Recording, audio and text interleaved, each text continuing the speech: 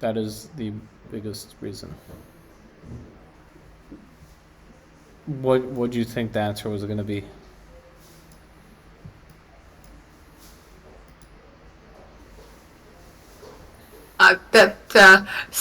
There, it felt like it might have been a couple of big breakthroughs rather than just one. I agree, it's mostly algorithmic. It could have been just a belief that these models could do anything. There was quite a bit of difficulty very early on in getting researchers to even believe that it would be possible to have a model which did more than one type of activity. And that felt like a benchmark issue. No,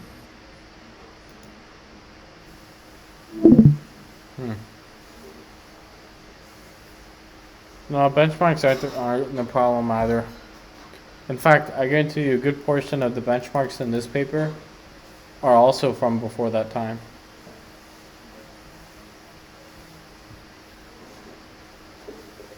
I'd say that algorithmic improvements were the biggest contributing factor to this happening so quickly. Because this. What was the year of deep double descent? Is that 2017 or before that? Deep double descent. I don't know. With this right here, because prior to that, Unified-IO2, by definition of integrated, this paper right here, Unified-IO2, by definition of integrated information theory, this would constitute as a fully general intelligence. Mathematically, this model right here that you're looking at is general intelligence.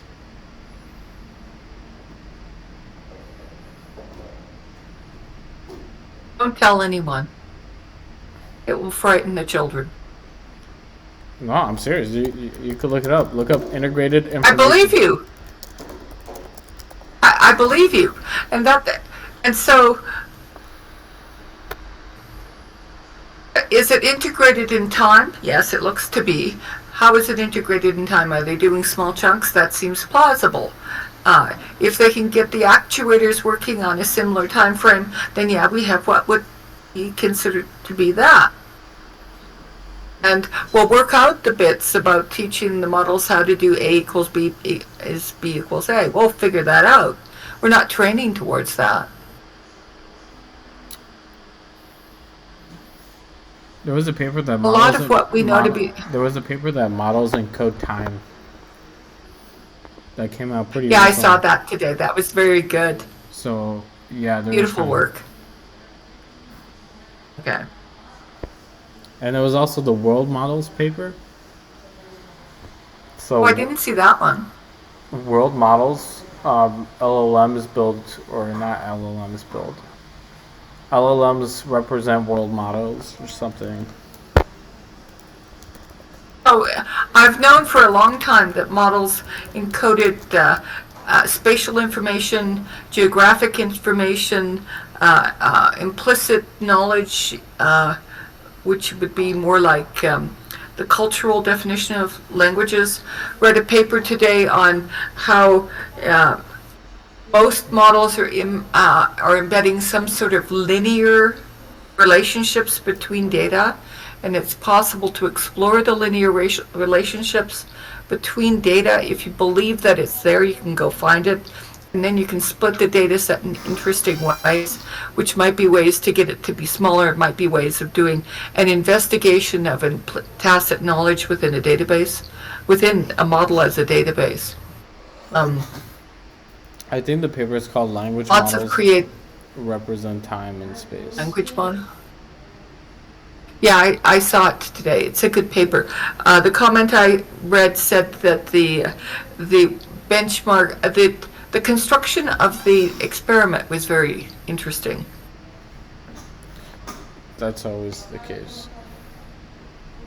Yeah. All right, let us commence the reading of this paper. Okay, it is December 29th, 2023, and this is the Agora Paper Group.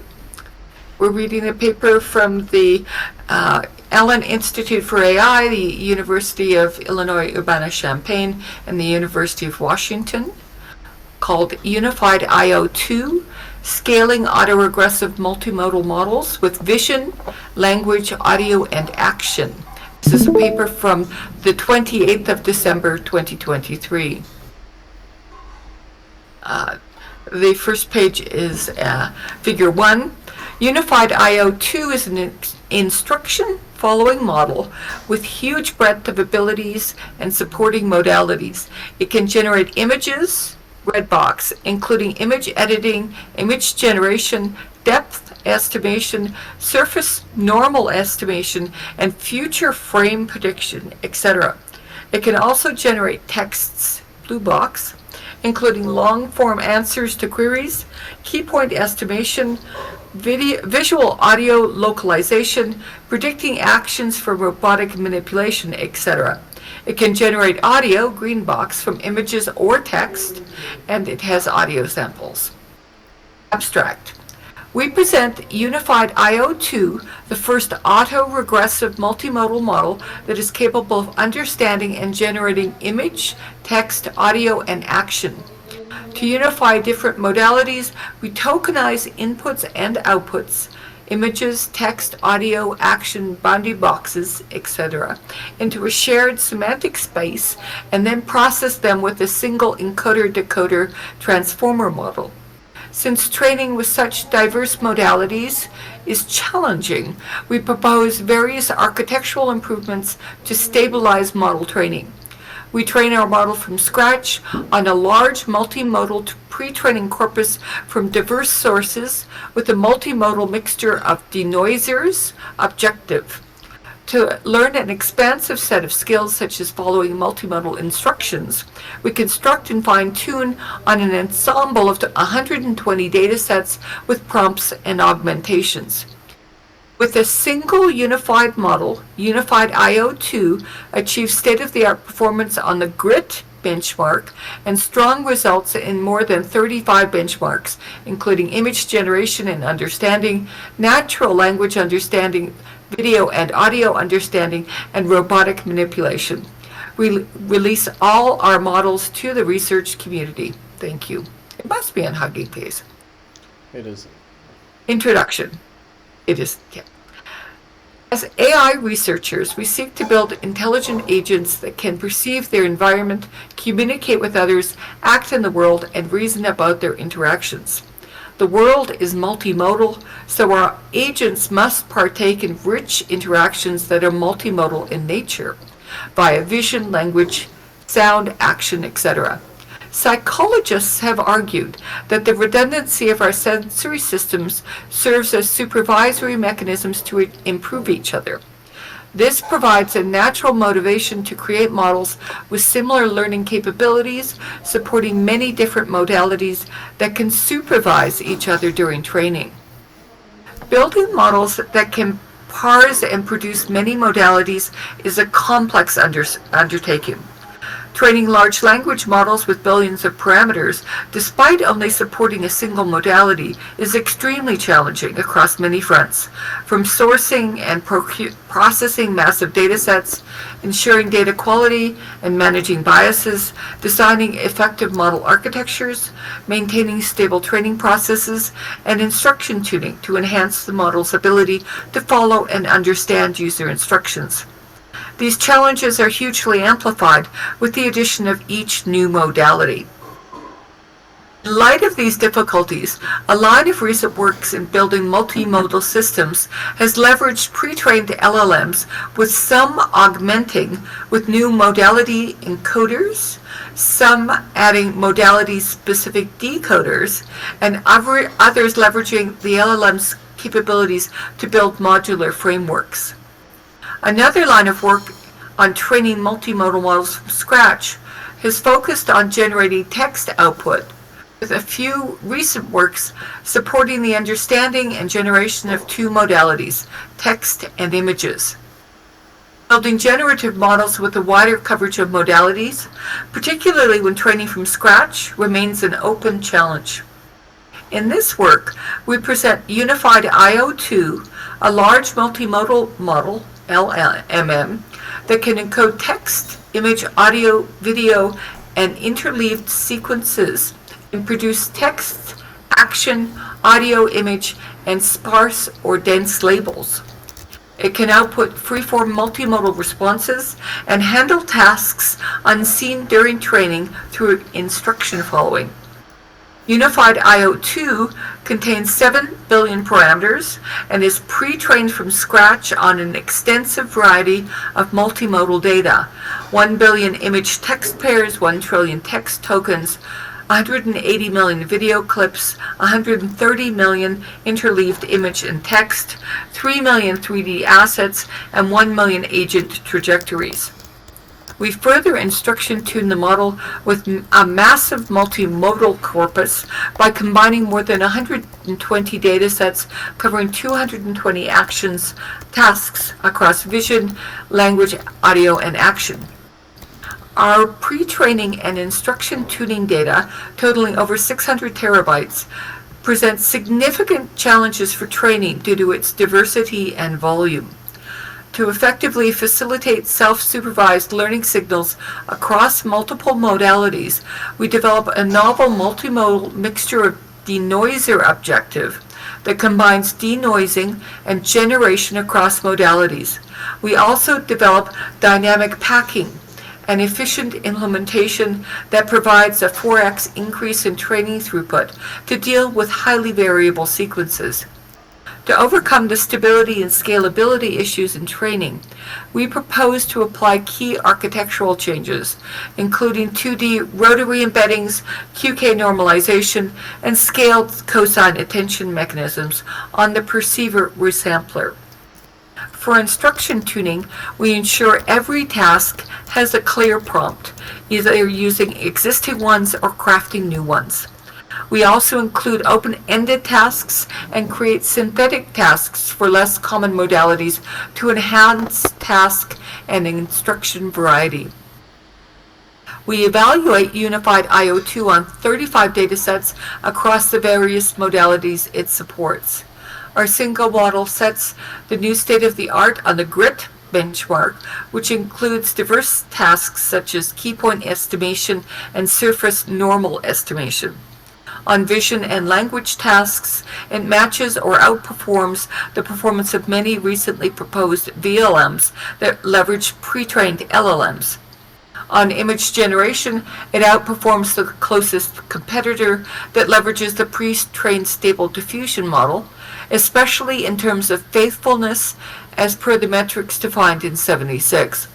It also shows effectiveness in video, natural language, audio, and embodied AI tasks, showcasing versatility despite its broad capability range.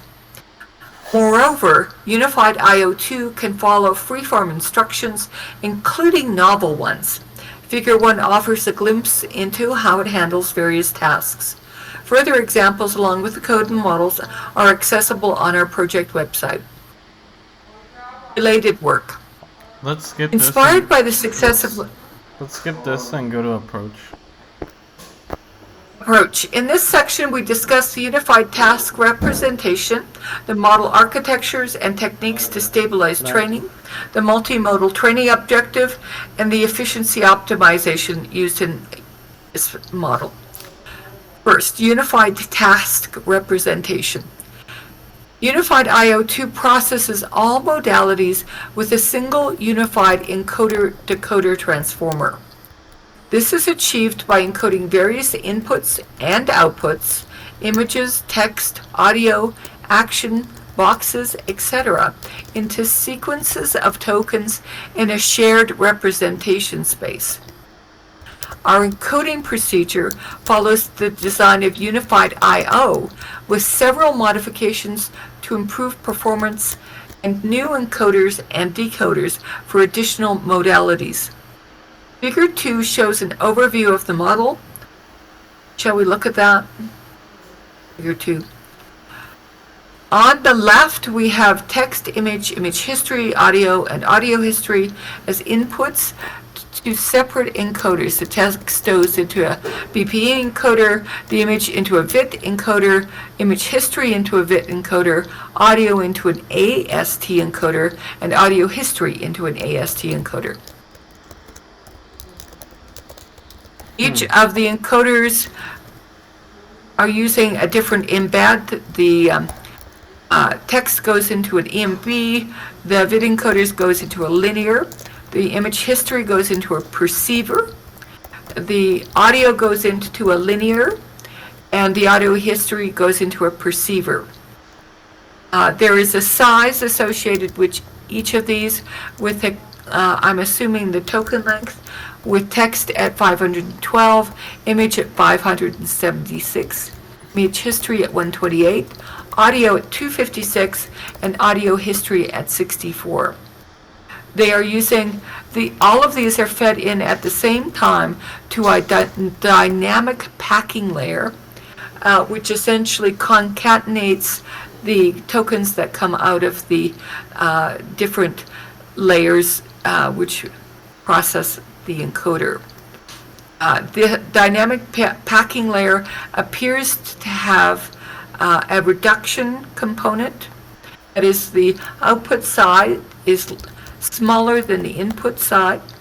The output side leads to Unified-IO2, which again goes to a dynamic unpacking layer, which is looks to be a two-mode input, perhaps text and image, and then a larger output layer, which goes to a BPE decoder at 512 tokens, a VQ GAN decoder at 1024 tokens, and a VQ GAN decoder for audio. So it's coming out three separate modalities. And the text is coming out as a text stream action detection or key point. And the video is coming out as an image, a masked image, a segmentation image, and a depth map.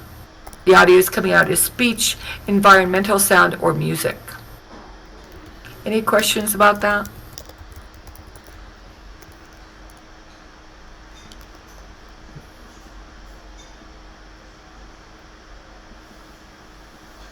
I have questions about the what happens after the encoder layer, but I suspect they will explain that. What do you mean?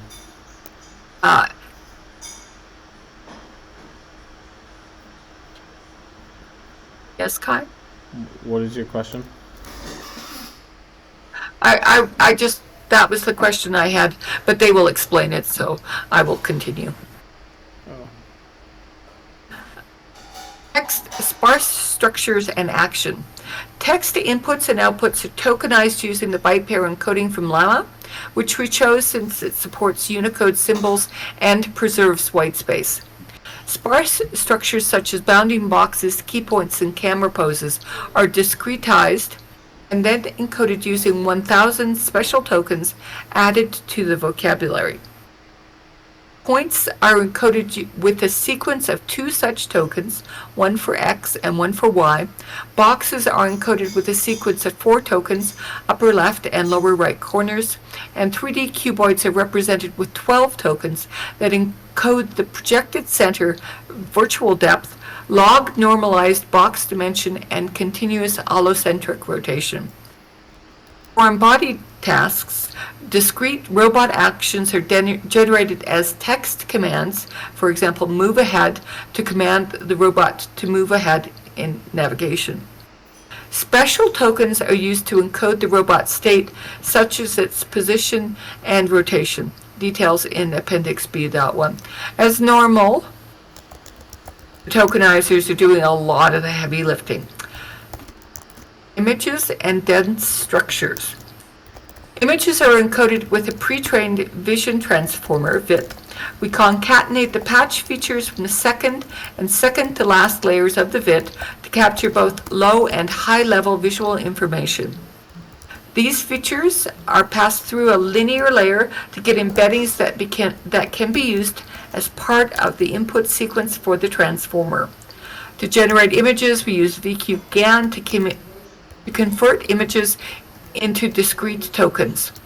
These tokens are added to the vocabulary and then used as the input-output sequence in order to generate an image. For better image quality, we use a dense pre-trained VQ-GAN model with an 8x8 patch size that encodes a 256 by 256 image into 1024 tokens with a codebook size of 16,512. Any questions so far?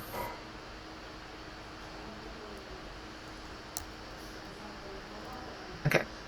Following 123, we represent per pixel labels, which include depth, surface normals, and binary segmentation masks as RGB images that can be generated or encoded with our image generation and encoding abilities.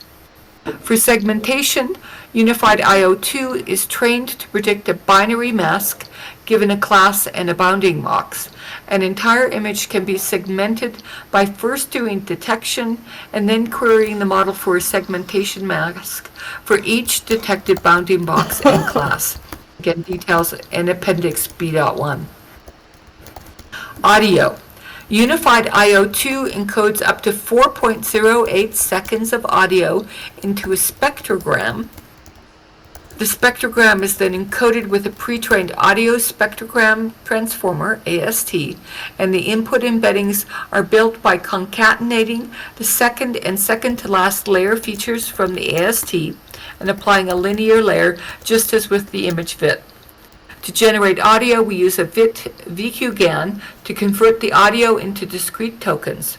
Since there is no public code base, we implement and train our own VIT VQ-GAN with an 8x8 patch size that encodes a 256 by 128 spectrogram into 512 tokens with a codebook size of 8,196. Thank you very much for that. Image and audio history. We allow up to 4 additional images and audio segments to be given as input, which we refer to as image or audio history. These elements are also encoded using the VIT or AST, but we then use a perceiver resampler, and Table 8 has the hyperparameters, to further compress the features into a smaller number of tokens, 32 for images and 16 for audio. This approach greatly reduces the sequence length and allows the model to inspect an image or audio segment in a high level of detail, while using elements in the history for context. This history is used to encode previous video frames, previous audio segments, or reference images for tasks, such as multi-view image reconstruction or image-conditioned image editing. 8 special tokens are added to the text vocabulary and used to reference the individual elements in these histories in the text input or output. Architecture. It is a transformer encoder-decoder architecture. However, we observe that using a standard implementation following Unified-IO leads to increasingly unstable training as we integrate additional modalities. As shown in Figure 3 and B, training only on image generation, the green curve, results in stable loss and gradient norm convergence. Introducing a combination of image and text tasks, the orange curve, slightly increases the gradient norm compared to a single modality but remains stable. However, the subsequent inclusion of the video modality, blue curve, leads to an unrestrained escalation in the gradient norm. When the XXL version of this model is trained on all modalities, as shown in Figure 3C and D, the loss explodes after 350,000 steps, and the next token prediction accuracy significantly drops at 400,000 steps. To address this, we include various architectural changes that significantly stabilize multimodal training. Okay. 2D rotary embedding. Instead of relative positional embedding, we apply rotary positional embedding, ROPE, at each transformer layer. For non-text modalities, we extend rope to two-dimensional positions. For 2D indexes, I and J, we split each of the query and key embeddings of the transformer attention heads in half and apply separate rotary encodings constructed by each of the two coordinates to the halves, seen in Appendix B.2. So with that, would the splitting of the attention heads in half be approximately splitting the text and the images? Probably.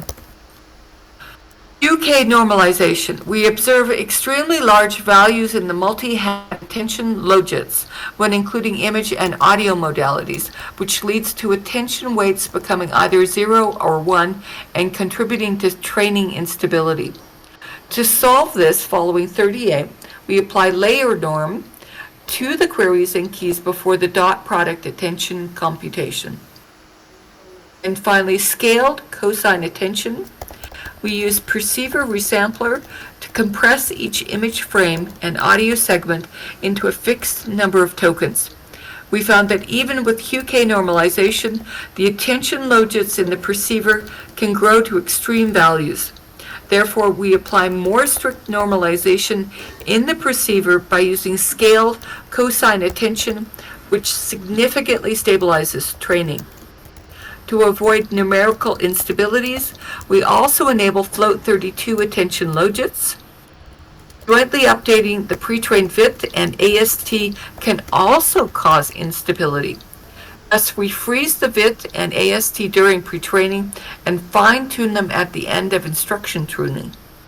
Figure 4 shows that the pre-training loss for our model is stable despite the heterogeneity of the input and output modalities. Do any of these tweaks sound unreasonable or unusual to you, Kai? No, everything here, I've done pretty much everything here. This all makes a lot of sense. Okay. Training objective. A strong multimodal model has to be exposed to solving diverse sets of problems during pre-training. UL2 proposed the mixture of denoisers, a unified perspective to train LLMs, which combines the span corruption and causal language modeling objectives. Motivated by this, we propose a generalized and unified perspective for multimodal pre-training. Multimodal mixture of denoisers. MOD uses 3 paradigms: R, standard span corruption; S, causal language modeling; and X, extreme span corruption. For text targets, we follow the UL2 paradigms. For image and audio targets, we define 2 analogous paradigms: R, mask denoising, where we randomly mask X% of the input image or audio patch features and task the model to reconstruct it; and S, where we ask the model to generate the target modality conditioned only on other input modalities. During training, we prefix the input text with the modality token, text, image, or audio, and a paradigm token, R, S, or X, to indicate the task.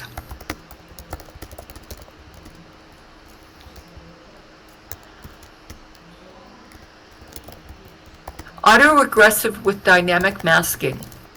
One problem with image and audio mask denoising in an autoregressive manner is an information leak on the decoder side. Figure 5a. The current decoder's input token 3 is conditioned on the encoder's information 2 and 5 and all previous tokens S to 2 to predict target 4. As a result, the predicted token will be conditioned on 1, even though it was masked in the decoder, in the encoder, since it appears in the decoder, which will simplify the task and harm representation learning. Simply masking the token in the decoder, as shown in Figure 5b, avoids this information leakage, but causes the generation and denoising tasks to interfere with one another. For example, we found that joint training with generation 50% MAE and 50% causal modeling significantly reduced image generation performance. Our solution is to mask the token in the decoder, except when predicting that token, as shown in Figure 5C, which does not interfere with causal prediction while mostly eliminating data leakage. For image and audio generation, we also use row, column, and conv-shaped masked sparse attention in the decoder. Figure 5. We have different colors for masked, current, target, leaked, encoder input, and target, decoder target.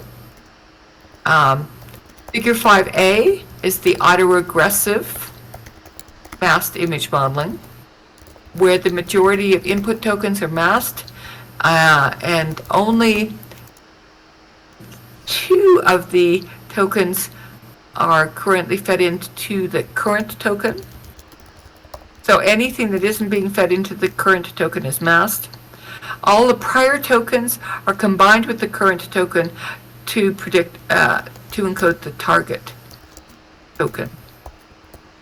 So this is everything prior to the current token.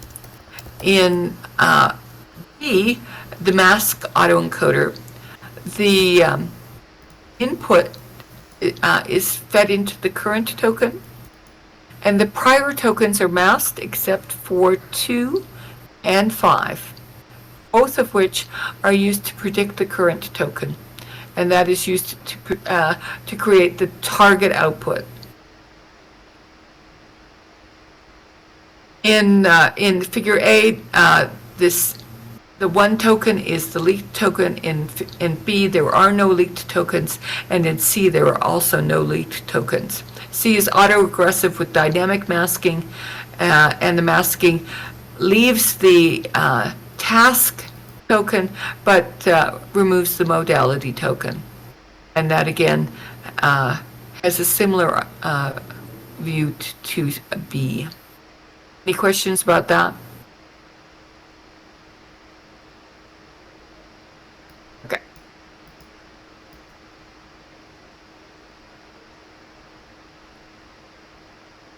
Efficient implementation. Training on heavily multimodal data results in a highly variable sequence length for the transformer's input and outputs, both because modalities are often missing for individual examples, and because the number of tokens used to encode particular modalities can vary from just a few tokens for a sentence to 1,024 tokens for an output image. To handle this efficiently, we use packing, a process where the tokens of multiple examples are packed into a single sequence and the attention are masked to prevent the transformer from cross-attending between examples. Typically, packing is done during pre-processing, but is challenging in our setup since our encoders and decoder do not always support it. Instead, we do packing right before and after the transformer encoder-decoder stage, which allows the modality encoder-decoder to run on the unpacked data. During training, we use a heuristic algorithm to rearrange data being streamed to the model so that long examples are matched with short examples they can be packed with. Packing optimization was also explored in 100, but not in the streaming setup.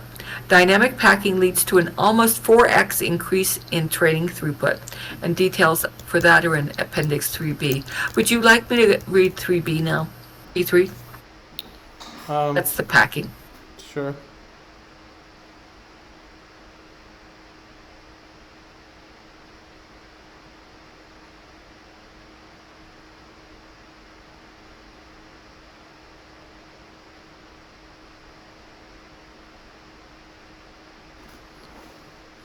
Dynamic packing. As a standard practice, when batching together inputs, we pad input tensors to a maximum length and use attention masked to prevent the transformer from attending to padding elements. This however, is highly inefficient in our multimodal setting because many modalities are not present in most examples, which results in a huge amount of padding. For example, if one example in the batch has an image output, every other example must be padded with 1024 target image tokens, even if their output is in a different modality. One solution is to arrange batches so that each batch contains examples with a similar number of tokens in each modality. This is, however, complicated to do in practice, since one, our data does not fit in RAM, so we cannot easily sort and group data this way, especially if needing to match tokens across 5 input and 3 output modalities. And 2, our coding framework, JAX, does not support variable length tensors when constructing the execution graph, which makes handling variable lengths between batches extremely difficult. This is the TensorFlow inheritance. Instead, we use packing, a process where the tokens of multiple examples are packed into a single sequence, and the attentions are masked to prevent the transformer from cross-attending between examples. Packing is often done as a pre-processing step when handling text, but this does not work in our setup since some parts of our network cannot operate on packed data, that is, the VAE or image fit.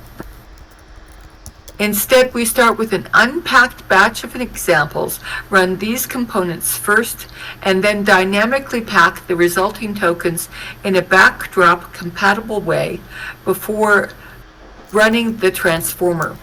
To run efficiently on TPUs, we packed examples using matrix multiplication with carefully constructed one-hot matrices. To account for all modalities, the maximum sequence length our transformer needs to take as input is 1152, and the maximum target length is 2048. When packing, we can generally pack 2 examples into an input sequence of 864 and a target sequence of 1280, which gives a roughly 4x speedup due to reduced sequence length and the ability to process 2 examples simultaneously. When streaming data, packing cannot be done reliably. For example, if 2 consecutive examples have an image output, they cannot be packed since they will total over 1280 output tokens. To handle this, we use a heuristic algorithm to rearrange data as it is being streamed. The algorithm keeps a small pool of examples in memory. Given a new example, it pairs it with the largest example in the pool it can be packed with and outputs both as a pair. If no such example exists, it adds the example to the pool. If the pool reaches a maximum size of 10, the largest example is emitted and processed without being packed with another example. We find this occurs less than 1.1% of the time during training.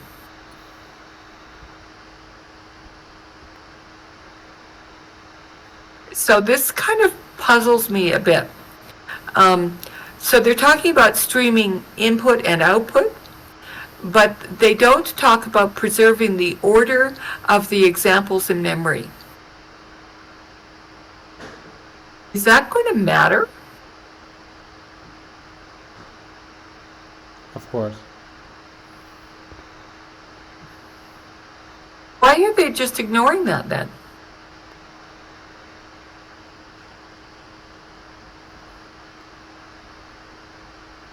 Laziness.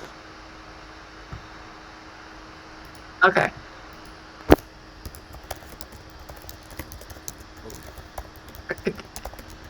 Academic software. I'm heading back to Optimizer.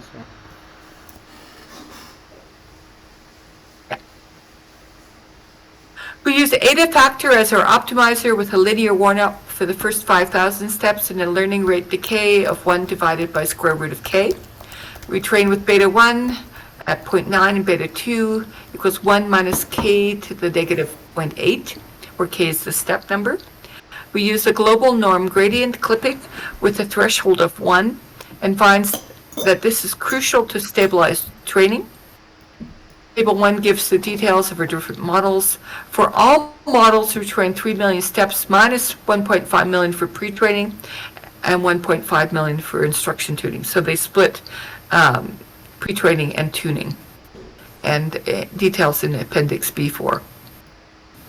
Multimodal data. One critical difference between Unified-IO2 and prior work is that we trained the model with a diverse set of multimodal data from scratch.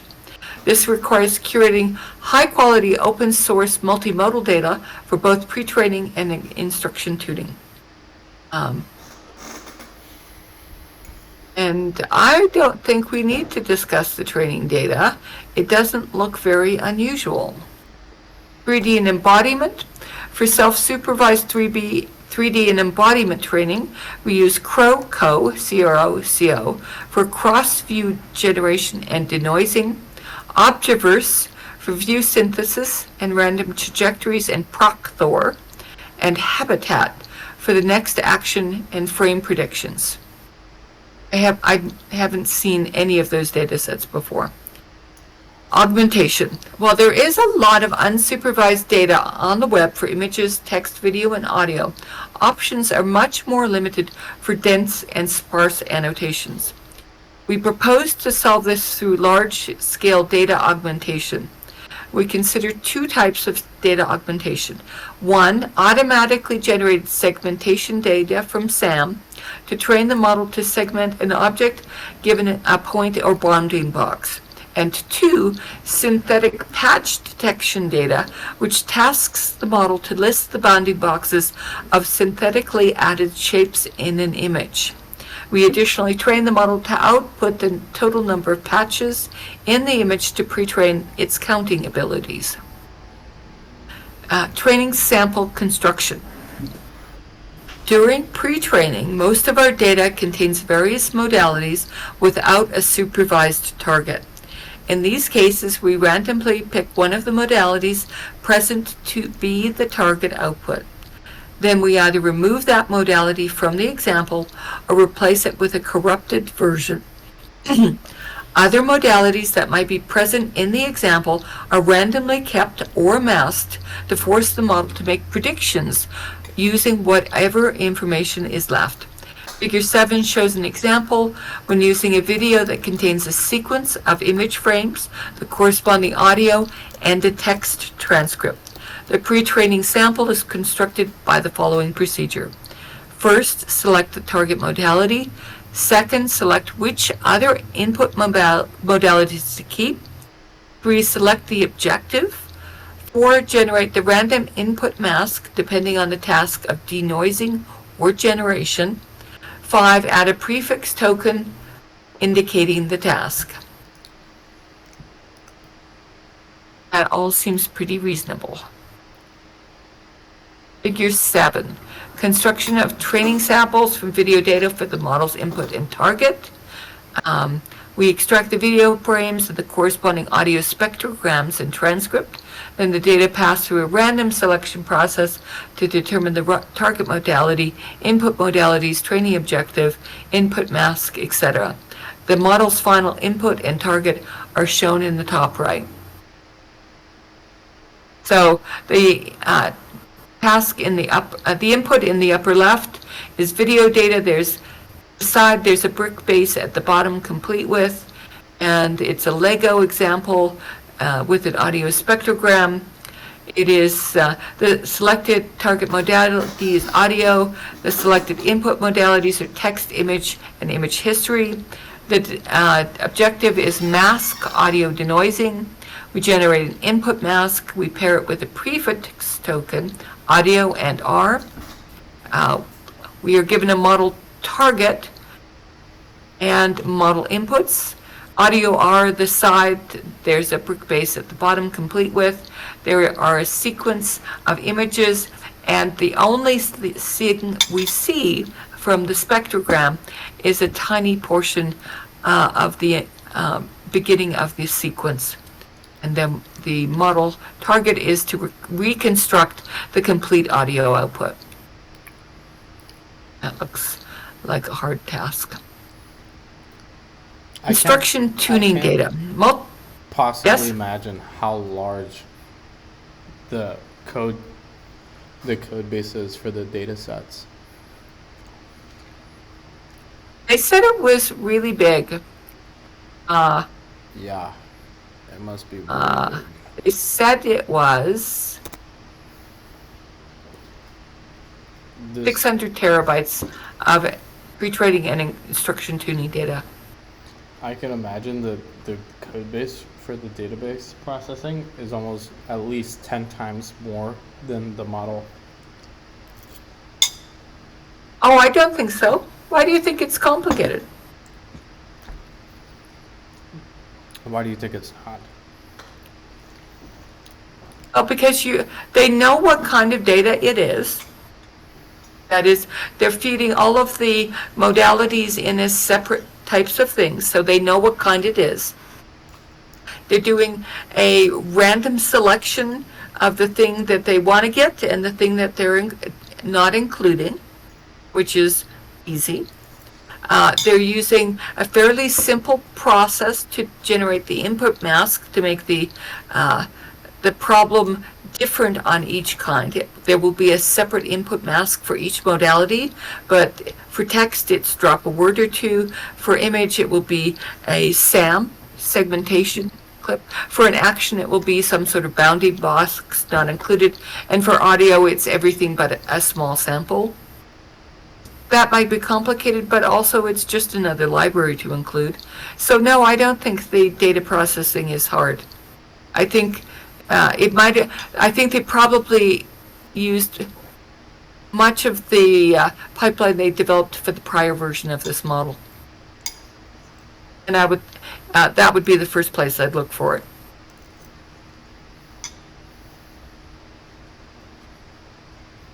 Data processing is always hard, but no harder than coming up with good ideas.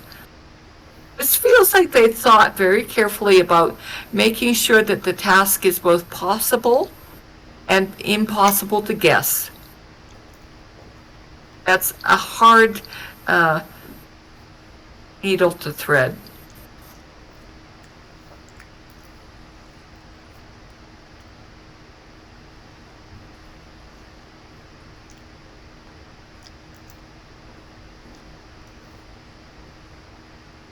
Continuing.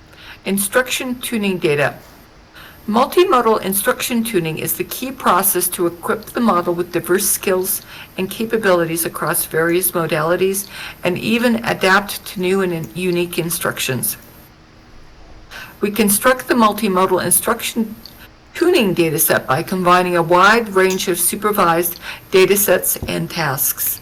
We ensure every task has a clear prompt, either using existing ones or writing new ones. We also include open-ended tasks and create synthetic tasks for less common modalities to enhance task and instruction variety.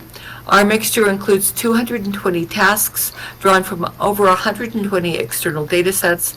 We provide a high-level overview and examples here and leave details in Appendix D. I bet that took a long time. Natural language is 25%. For natural language, we use the mixture from FLAN v2 and various other instruction-following datasets. In addition, we continue pre-training on our unsupervised NLP mixture to help prevent the model from forgetting information learned from pre-training during the extensive instruction tuning stage. Image generation is 17.6%. For text-to-image generation, we use the same image and text pairs we used during pre-training. We also include data from other data sets that provide better caption quality. We additionally train the model to generate images through view synthesis, image editing, segmentation-based image generation, and in-painting. Audio generation are 7.5% of tasks. This includes text-to-audio datasets with audio in the wild, music, and human speech. We add pre-training data with the task of predicting the next audio clip in a video. More specifically, we divide the audio into segments and then generate one of them, given both the text and previous segments as input. That means they'll pick up style from the previous, voice quality and style from the previous segments. Image understanding is 17.8%. We include data sources from visual question answering, image tagging, region classification, and data sets with open-ended chat-like responses. We also include multimodal instruction tuning datasets, M3IT and MIC-IT. Video understanding is 10.6%. We include data sources from video captioning, video tagging, and video question answering. We use examples from M3IT and MIC-IT for video instruction following. Audio understanding is 10.6%. We include data sources from audio tagging and audio captioning. We also include data from video action classification with audio in the dataset. Image sparse labeling is 7.25%. These tasks require outputting sparse coordinates based on an input image. We mainly consider object detection, referring expression, 3D detection, camera pose prediction, text detection, and human key points. Image dense labeling. Let's skip to the video, audio, and other results in 5.5. Okay.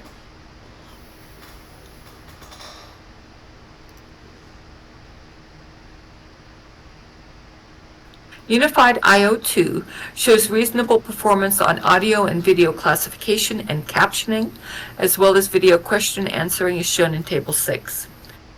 Notably, Unified-IO2 outperforms Blip2 and Instruct Blip on seat, bench to temporal by 8.5 points. Unified-IO2 also achieves better performance on kinetic sounds than MBT, which is trained solely on that dataset. We show that the single object 3D detection results in Table 7. Our model shows decent results, similar to Cube, RC, and AIM, on the Objectron benchmark.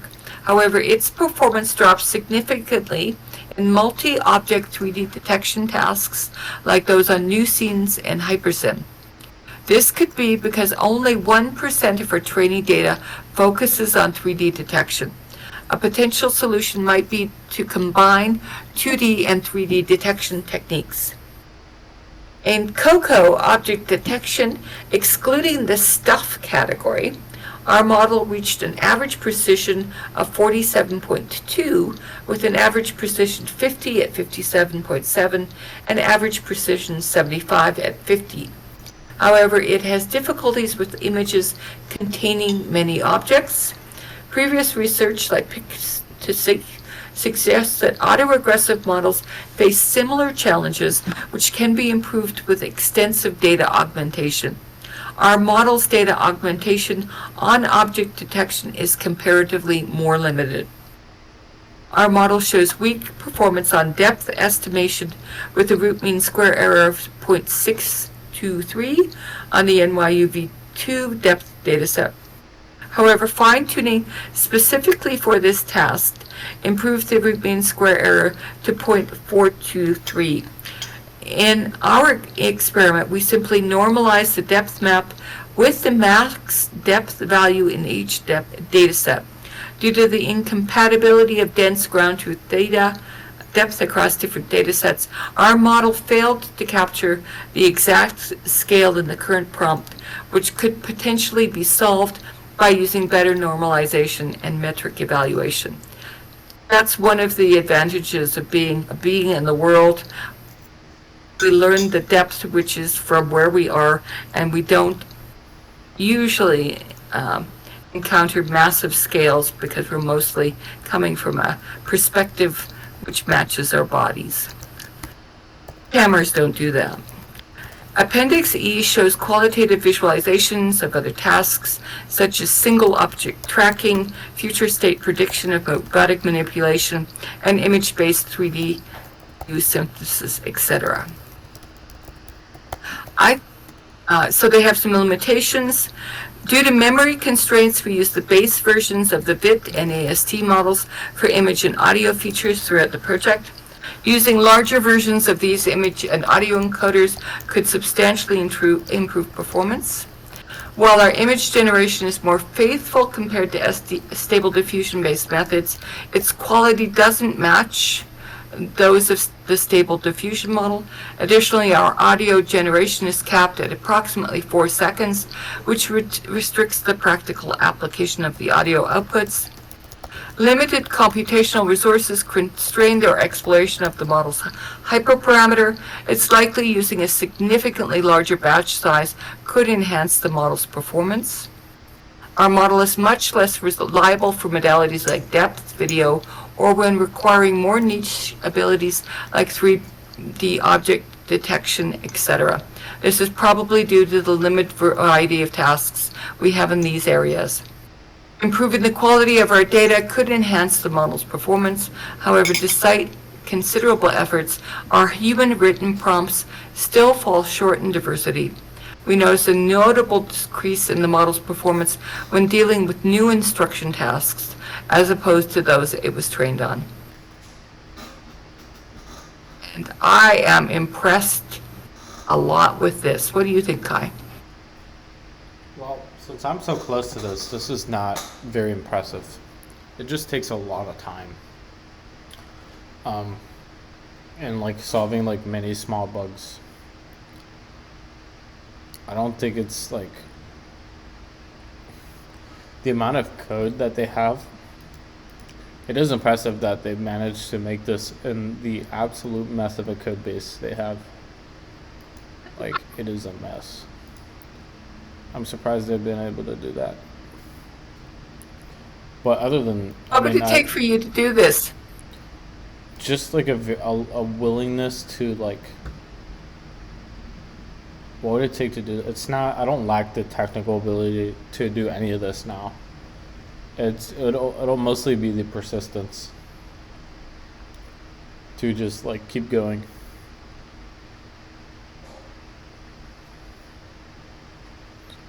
The tokenizer stuff is probably the most complex for me.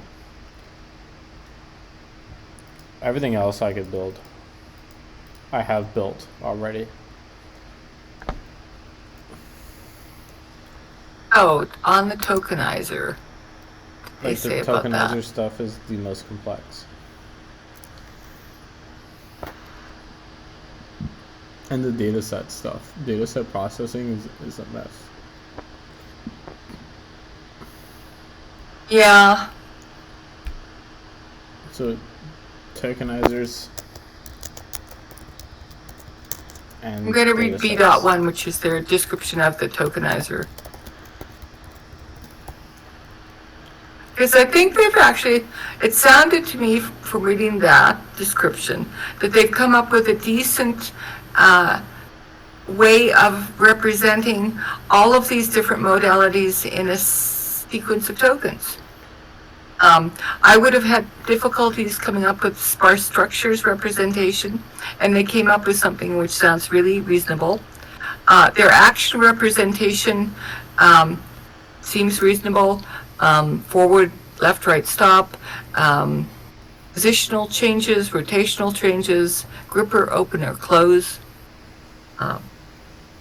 Yeah, like they had like 1,000 tokens for discretized angles from negative pi to pi. Like, well, what the fuck does that? Like, I don't know. So rotations are described in negative pi to pi. And they just picked something which would allow an ordering to arise from that, which was not numeric.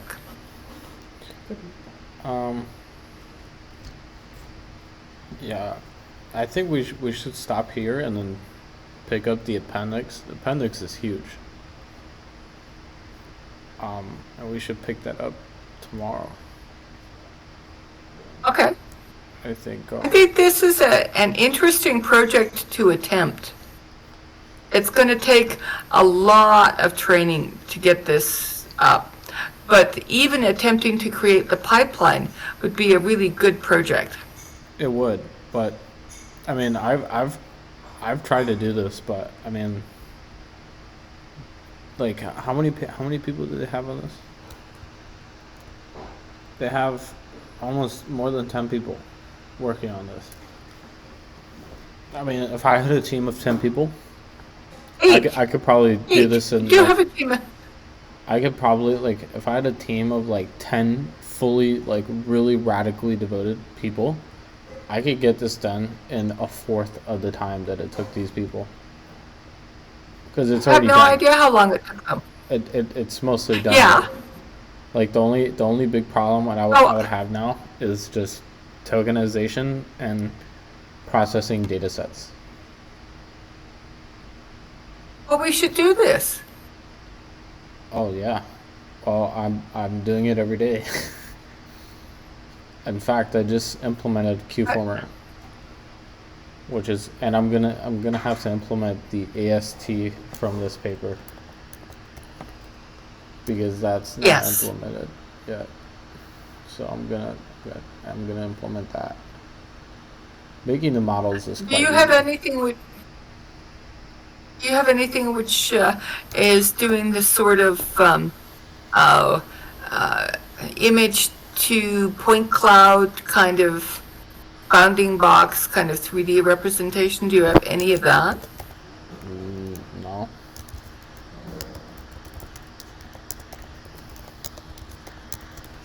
I do not. Okay.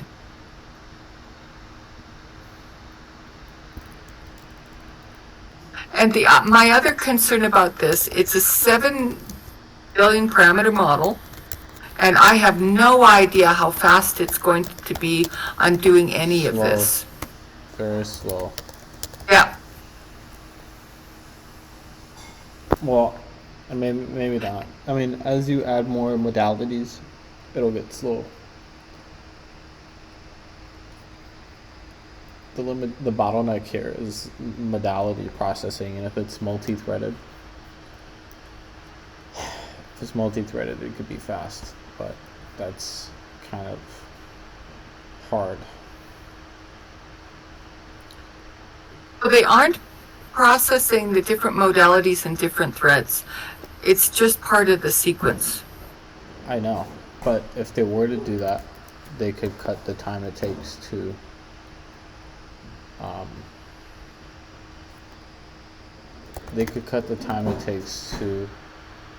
embed or tokenize the input modalities much faster, which would shorten inference time a lot, because every time you pass an image, that's what that means.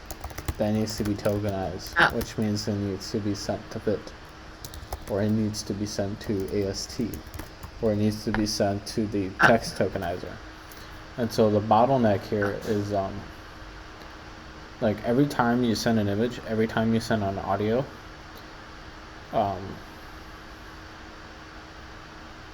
every time you send an image, every time you send an audio, it needs to be tokenized.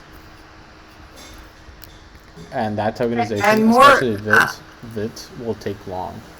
VIT can take quite long. Yes. Or like AST, I don't know. So how do you represent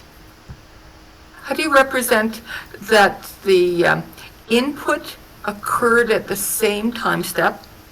The tokenizing took a variable length of time, and then you need to reintegrate after the tokenizing step, where you're essentially presenting the same input time frame for each of the modalities into the rest of the processing, and they're not even accounting for time in this.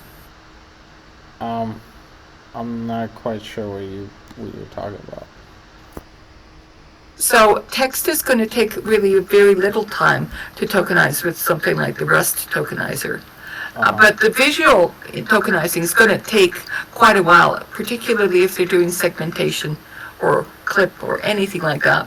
And so if you are looking at an image while listening to audio, those two things need to be processed after the tokenizing step as coming at the same moment.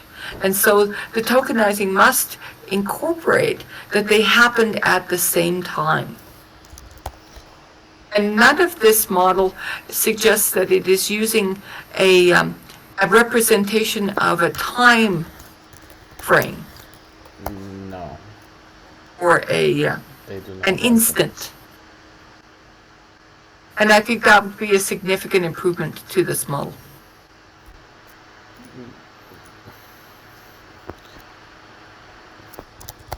that. Interesting.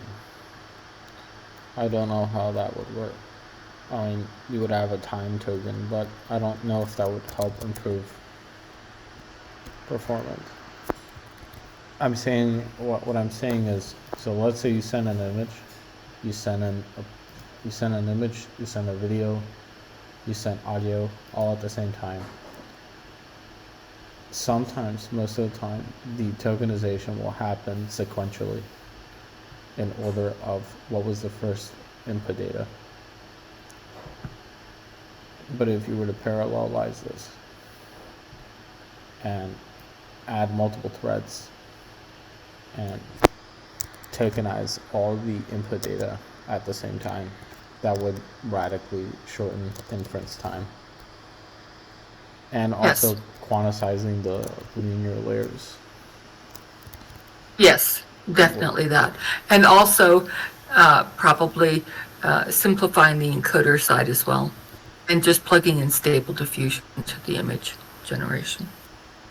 Yeah. So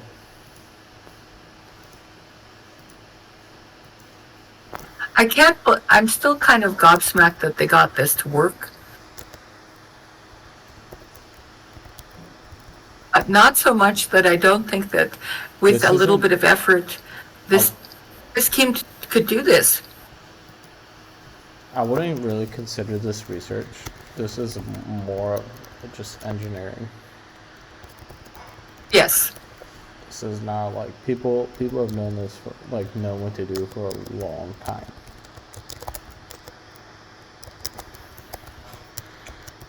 But this is the first time it's been attempted.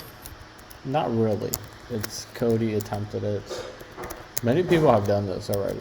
This is also not that, like, this isn't the first time this has happened.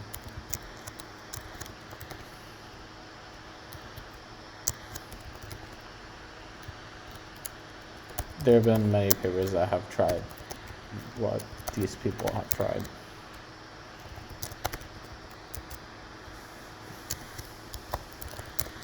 Cody is one of them. Chameleon is another. Magvits. Mm-hmm. And on and on and on and on.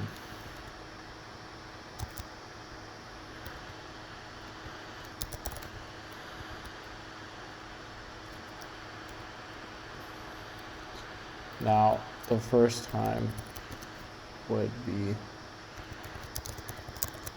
like actually having this on Hugging Face usable would be a good step forward. That would really it's going to be less than 6 months before that's the true. I hope so.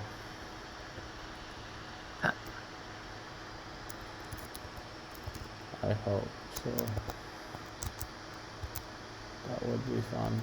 I have cleaned up tests in Zeta, and I have created 25 commits, which are ready for your acceptance. I was ruthless in removing tests that I couldn't figure out whether or not they were actually doing the right thing.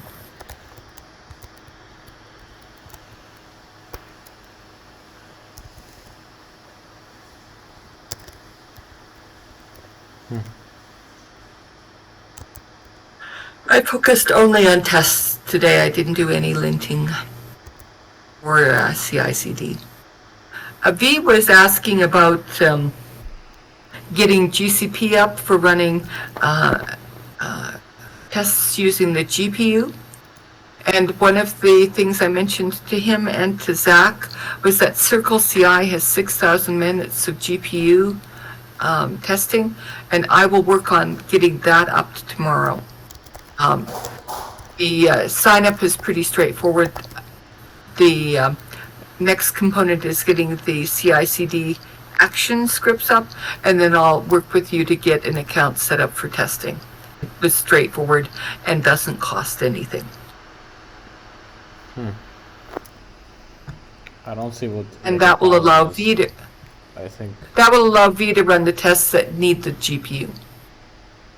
I do not see what the problem is. I think V is just too lazy to figure out how to add his card. I thought he had his card up.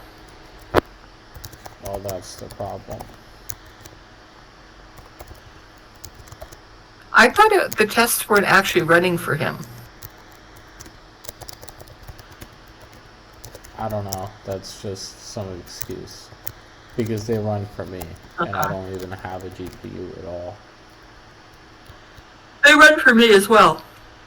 And I don't have a GPU either. I haven't even tried to test it on the Colab, which also has a GPU, because I want the tests to be a little bit cleaner before I do that. But they're getting there. They're getting there. More tests are passing today than yesterday. More tests are running today than yesterday. And so that is an achievement. There you go. Yeah. I'm implementing AST right now. Thank you. I'll get that done before 12. And it works. And I think I'm going to be a pumpkin and go to bed. This was fun. All right. Thank you for another good day, Kai. Of course. Thank you, Dimitri. Thank you, V. Thank you, Yuk. Good night. Good night, everyone.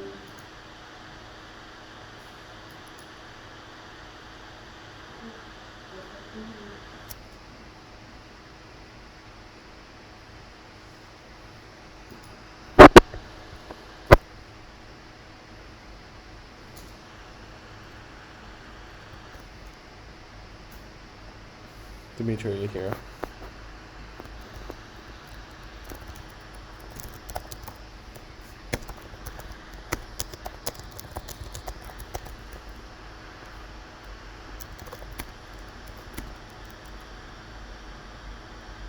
I do not believe so.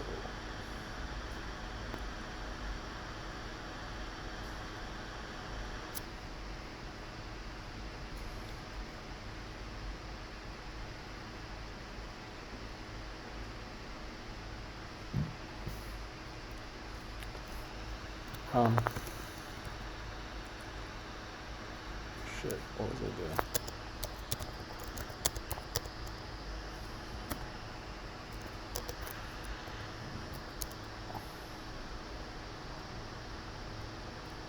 Oh, that's right.